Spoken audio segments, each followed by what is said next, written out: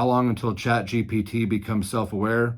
Let's talk about it. All right, so by now you've likely been familiarized with ChatGPT. If not, do yourself a favor and Google it, ChatGPT. It'll take you to OpenAI. From there, you can just ask a bunch of questions and really play around with it. So it's kind of similar to Google, where that's where you go ask your questions to get your answers. But unlike Google, this thing will answer it for you like a chatbot.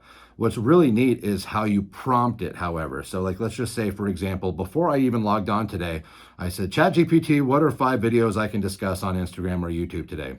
So it gave me 5 topics. Some were good, some weren't really ones that I felt comfortable talking on. So I said, make them real estate related.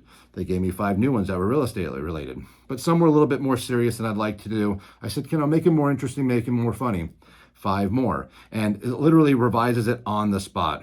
Also, fun fact, I asked for a Hulk Hogan poem and it gave me that as well. I asked for a Ric Flair haiku. It knocked that out. This thing is capable of just crazy stuff. It'll write a book for you.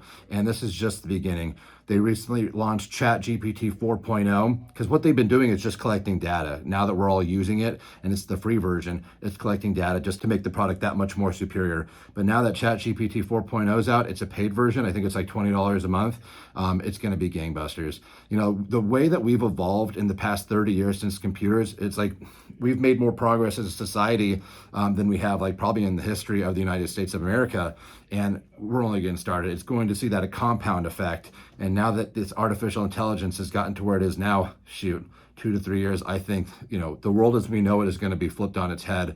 It's going to be really interesting. It's kind of scary. I think it's going to, you know, take a lot of people out of their particular fields in their careers because it's going to get absorbed by artificial intelligence. But we'll see. As human beings, we've always adapted. So this will be one thing we have to adapt to as well. And hopefully it doesn't become, you know, self-aware and take us out. But we got a couple years left. So let's enjoy it.